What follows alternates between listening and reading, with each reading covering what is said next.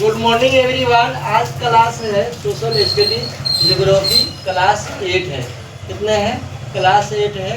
और हम लोग देख रहे हैं एनसीईआरटी टेक्स्ट बुक। हम लोग कौन बुक पढ़ रहे हैं? एनसीईआरटी टेक्स्ट बुक पढ़ रहे हैं। तो चैप्टर नंबर 3 है एग्रीकल्चर। एग्रीकल्चर मीन्स क्या होता है? कृषि होता है, एग्रीकल्चर होता है, फार्म सिस्टम होता है, टाइप्स ऑफ फार्म्स होता है, मेजर क्रॉप्स होता है, एग्रीकल्चर डेवलपमेंट होता है, ए फार्म इन इंडिया होता है, ए फार्म इन यूएस हो गया। हम लोग है ना 3 टॉपिक देख चुके हैं। कितने टॉपिक देख चुके हैं? एग्रीकल्चर देख चुके हैं, फार्म सिस्टम देख चुके हैं, और टाइप्स ऑफ फार्म देख चुके हैं। और आज का टॉपिक है मेजर क्रॉप्स। क्या है? मेजर क्रॉप्स है।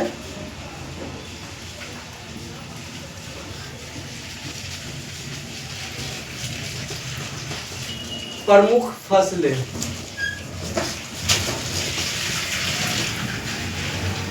क्या पढ़ेंगे? प्रमुख फसलें। प्रमुख फसल में क्या है?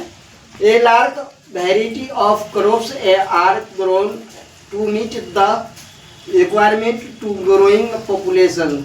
अब देखिए, जिस तरीके से पॉपुलेशन की क्या होता है, ग्रोइंग होता है, उसी तरीके से क्या होता है, क्रॉप्स का भी मांग बढ़ता है।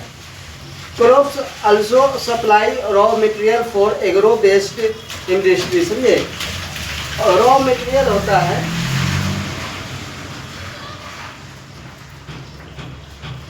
रॉ मटेरियल का सप्लाई कहाँ होता है? एग्रो बेस्ड इंडस्ट्री में होता है। जिस तरीके से हम लोग मान लीजिए कि वीट का सप्लाई कहाँ होगा, तो एग्रो बेस्ड इंडस्ट्री में होगा, या माइनिंग का सप्लाई कहाँ होगा, तो एग्रो बेस्ड इंडस्ट्री में हो जाएगा। और उसके बाद है major food crops are wheat, rice, maize and mills, jute, cotton are fiber crops. Important beverage crops are tea and coffee. तो मेजर क्रॉप्स क्या क्या है? तो मेजर क्रॉप्स है आपको, मेजर क्रॉप्स में मेजर क्रॉप्स में क्या है? मेजर क्रॉप्स में है राइस है, वीट है, और मेज है, और मिलेट्स है, जूट है, कॉटन है, और टी है, कॉफी है, ETC है। ये आपको क्या है? मेजर क्रॉप्स है इंडिया का। राइस, वीट, मेज, millets, jute, cotton, T, coffee. हम लोग है ना राइस पढ़ेंगे। क्या पढ़ेंगे? राइस पढ़ेंगे। आज का टॉपिक है राइस और वीट। क्या है? राइस और वीट। राइस में क्या देखेंगे? राइस है और वीट है। Rice is the major food crops of the world. समझे? राइस है पूरे वर्ल्ड के लिए है फूड क्रॉप है। क्या है? फूड क्रॉप्स है। राइस क्या है? फूड क्रॉप्स है पूरे वर्ल्ड में। और it is the staple diet of tropical and subtropical region. Rice need high temperature. इसके लिए क्या चाहिए? हाई टेम्परेचर चाहिए। किसके लिए? राइस उत्पादन करने के लिए, प्रोडक्शन करने के लिए क्या चाहिए? हाई टेम्परेचर चाहिए।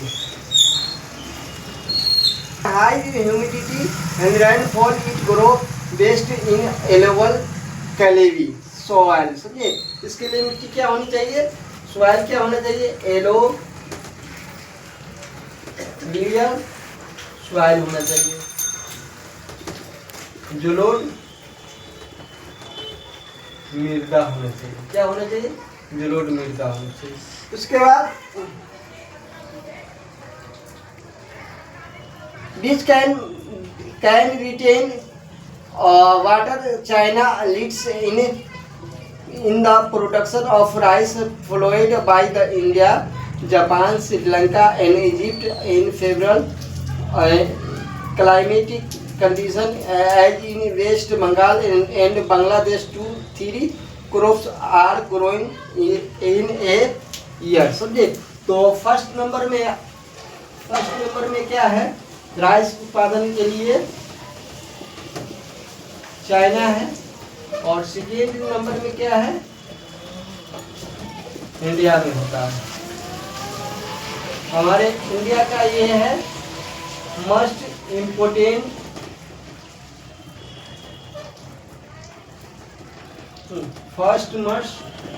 मस्ट इम्पोर्टेंट क्रॉप्स है। क्या है?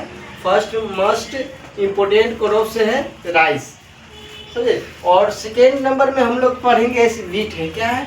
वीट है।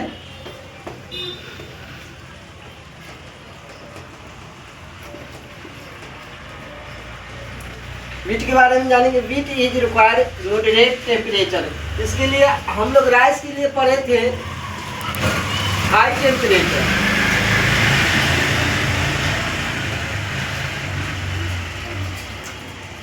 वीट के लिए क्या पढ़ रहे हैं?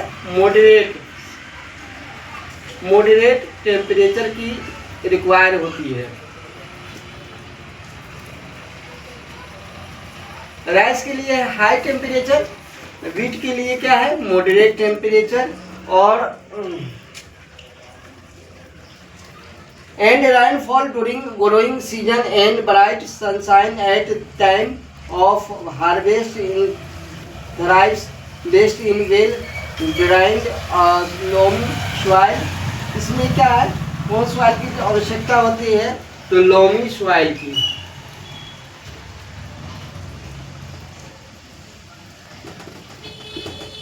उसके बाद loamy soil. Wheat is grown extensively in US और कनाडा और अर्जेंटीना और रशिया और यूक्रेन और Australia and India. In India is grown in winter.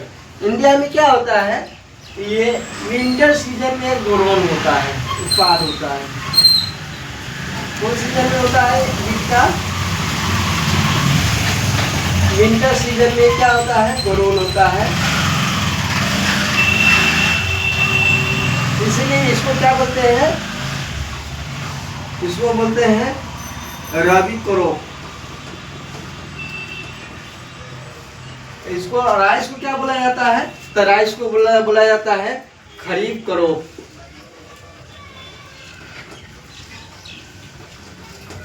उसके बाद ये आपको है ना रेनी सीजन में होता है।